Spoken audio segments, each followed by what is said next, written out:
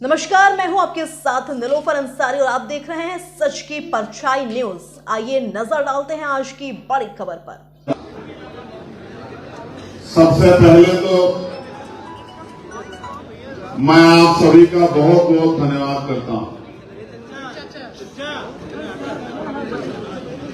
और धन्यवाद इसलिए कि एक लंबा समय हो गया, लगभग 3:30 बज गए हैं और आप लोग अपनी अपनी जगहों पर डटे हुए हैं।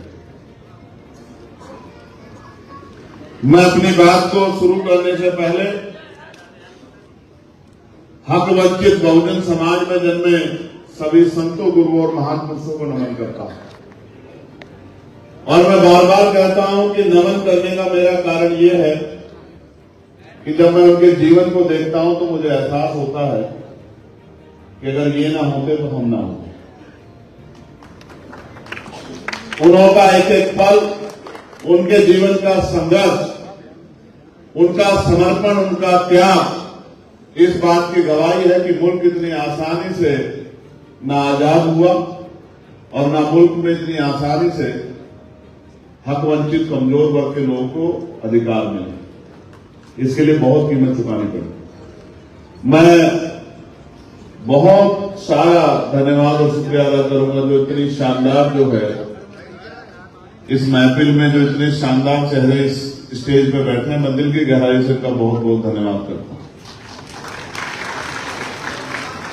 मैंने बहुत सारे साथियों को सुना, मैंने और हमारी पार्टी ने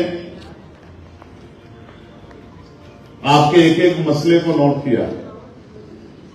ये सिर्फ संवाद नहीं है, ये एक दिखावटी चर्चा नहीं है कि कोई कार्यक्रम करना है उसके बाद अपने घरों को लौट जाना है। ये एक तहरीक है, ये एक आंदोलन है और ये आज उसकी शुरुआत का दिन है और ये लखनऊ है। आज हम लोग लखनऊ में है और कहते हैं कि मुस्कुराइए आप लखनऊ में, लेकिन सच पूछिए कि मुस्कुराने जैसे हालात नहीं। हालात तो ऐसे हैं कि जो तकलीफ में है वो रो भी नहीं सकता, अपना जख्म भी, अपना दर्द भी बयां नहीं कर सकता। ये हालात बड़े शानदार वक्ता जो इस मंच से अपनी बात इन्होंने रखी और बहुत सारे वक्ता ऐसे भी हैं जो समय कमी कारण बोल नहीं पाए, लेकिन मुझे कहते हुए खुशी हो रही है कि उत्तर प्रदेश की टीम ने बहुत शानदार काम किया है, बहुत शानदार संगठन बनाया है। हमारे प्रदेश के अध्यक्ष जी, हमारे प्रदेश के महामंत्री जी, और जब इस कार्यक्रम पे मेरा डिस्कशन हुआ था डॉक्टर आकिल से, कार्यक्रम क्यों ऑर्गेनाइज किया गया इस पर भी मैं चर्चा करूंगा और फिर इस कार्यक्रम की शक्ल कैसे संवाद के रूप में मैं इस पर भी आपके सामने अपनी बात रखूं। अब आप, क्योंकि एक लंबी लिस्ट है मेरे पास, वहां से लेके यहां तक सुल्तान साहब से लेके और शैलेंद्र वर्मा साहब तक, इतने शानदार चेहरे वहां बैठे हैं। रईस साहब हैं, अतीकुर रहमान साहब हैं, मेरे छोटे भाई सुल्तान साहब हैं, इंजीनियर मोहम्मद साहब हैं, खुर्शीद साहब हैं, इम्तियाज साहब हैं, मतलूब नेता जी हैं, मेरे प्यारे साथी और अभी झारखंड का नेतृत्व कर रहे जिनको मैंने यहां सुना भी, काशी प्रजा साहब हैं, बिहार का नेतृत्व कर रहे हमारे लीडर जोर आजाद साहब हैं, राम मौसम साहब हैं, हमारे डॉक्टर तोहिद साहब हैं, गुलजार भाई हैं, हमारे प्रदेश के शानदार प्रदेश अध्यक्ष जी हैं चित्तौड़ साहब,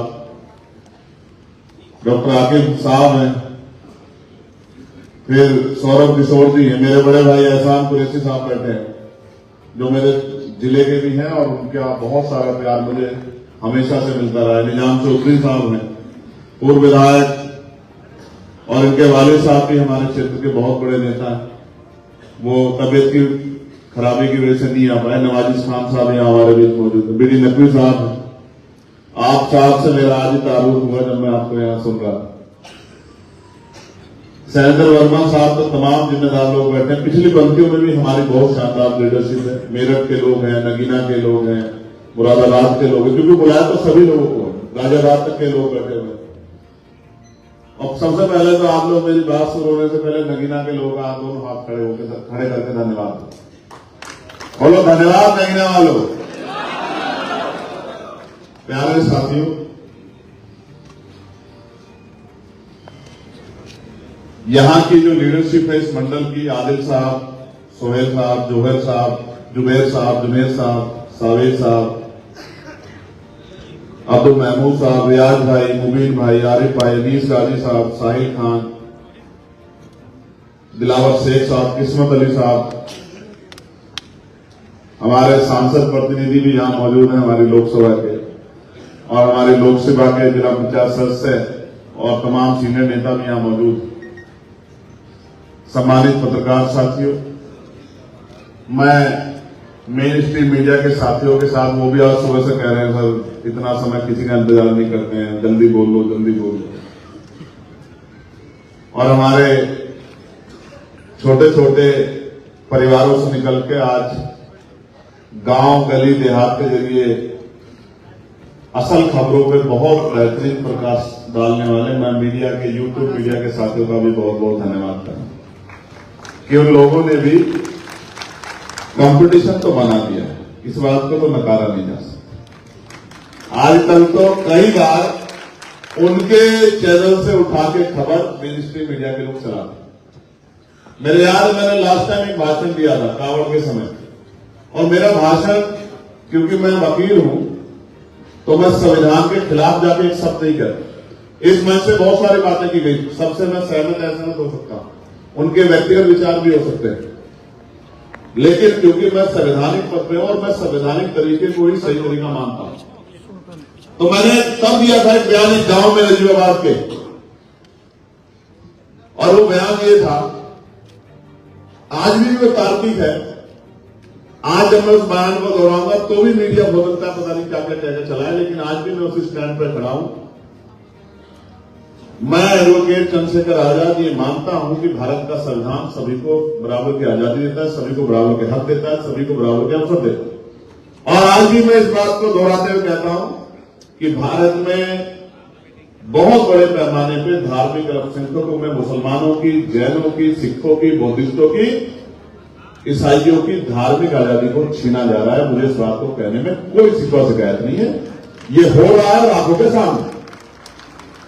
मैंने कहा था तब कि 1 महीने करीब कावड़ का त्योहार चलता है, सरकार पूरी व्यवस्था करती है, प्रशासन पूरी व्यवस्था करता है, सरकार के लोग फूल बरसाते, होना चाहिए, सभी के धर्मों का सम्मान होना चाहिए। लेकिन अगर मुसलमान ईद की नमाज जो 15 मिनट की होती है उसमें पैर अगर सड़क पे रख लेगा तो पीछे से पुलिस का डंडा लग जाएगा कि पैर आगे को रख, पीछे को मत कर लियो पैर। उस बात को गांव के लोगों ने रिपोर्ट किया और मेन स्ट्रीम मीडिया के लोगों ने चलाया कि चंद्रशेखर आजाद का विवादित बयान। तो भैया कौन सा विवादित बयान है, मुझे ये तो बता दो, कौन सा विवादित हिस्सा है उसका। इसलिए मैं मीडिया के साथियों को, जो बहुजन मीडिया के साथी हैं, यूट्यूबर्स हैं, उनका भी बहुत बहुत धन्यवाद करता हूं। प्यारे साथियों, ये कार्यक्रम जो है मुस्लिम संवाद, समस्या और समाधान, आप तीनों लोग पहले बैठ जाओ, दूसरी बात नहीं बोलूंगा। ये जो वॉलंटियर साथी इनको कह रहा हूं, मैं एक बात को एक ही बार बोलता हूं और मुझे उम्मीद है कि मेरे भाइयों की बात तो वो समझ में आ जानी चाहिए। उसके बाद आपको कह रहा हूं, ग्रीन शर्ट वाले बच्चे, आपसे कह रहे हैं, आपसे कार्यकर्ता हो ना आप, तो बैठिए ना, आपसे कह रहे हैं बैठने के लिए। ये पत्रकारों का नहीं पढ़ने देना, आप बैठ जाओ, आप बैठ के सुनोगे नहीं तो फिर अमल कैसे करोगे, उस पर काम कैसे करोगे। जब टीचर कक्षा में पढ़ाता है और जो स्टूडेंट टीचर की बात पर ध्यान न देखे, इधर उधर की बातों पर ध्यान देते हैं, जंगले को झांकते हैं, फोन पे ध्यान देते हैं, आपस में बातें करते हैं, जब पेपर आता है तो वो उत्तर भी ऐसा ही लिख के आते हैं और वो होता है कि सफाई के नंबर दे देना, बाकी हम पे कुछ आता नहीं। तो इसलिए मैं कार्यकर्ता साथियों से कहूंगा कि वो बैठ के सुने, अपने मेरी बात को अपने दिमाग तक ले जाएं और यहां से जाने के बाद उस पर अमल करें। जब उस पर काम करेंगे तभी तकदीर बदलेगी। अगर तकदीर सिर्फ सुनने से और बोलने से बदलती तो शायद सबकी बदल गई, क्योंकि सुनते बोलते तो हम लोग है ही ना। तो जब इस कार्यक्रम पे चर्चा हुई तो चर्चा ये थी कि वक्त का अमेंडमेंट हुआ और बिहार में एक बहुत मजबूत आंदोलन चल रहा है।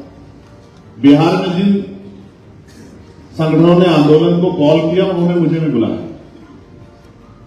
जब उन्होंने मुझे बुलाया तो फिर हमने ये चर्चा की पार्टी में, अपने पार्टी के सीनियर लीडरों से कि भाई ये पार्टी तो बहुजन समाज की पार्टी है, एससी, एसटी, ओबीसी, मुस्लिम, जैन, सिख, बोर्ड, ईसाई सबकी पार्टी है। तो इस मामले को देखो कि इस मामले में जो परेशानी कल खड़ी होगी वो कितने % लोग होंगे। और फिर ये चर्चा हुई कि इस पे जिले वाइज मीटिंग होनी चाहिए और मीटिंग करके हमें लोगों को जागरूक करना चाहिए कि किस तरह से सरकारें हमारे हक हुकूक को संवैधानिक तरीके से, डंडे से नहीं, संवैधानिक तरीके से छीनने का काम है। तो बात यह हुई कि पहले कार्यक्रम जिलों में होंगे, लेकिन फिर चर्चा इस बात पे आई। फिलहाल के लिए इस खबर में इतना ही। देश और दुनिया से जुड़ी हर खबर देखने के लिए हमारे चैनल सच की परछाई न्यूज को लाइक करें, सब्सक्राइब करें और हाँ, वीडियोस को शेयर करना ना भूलें। नमस्कार।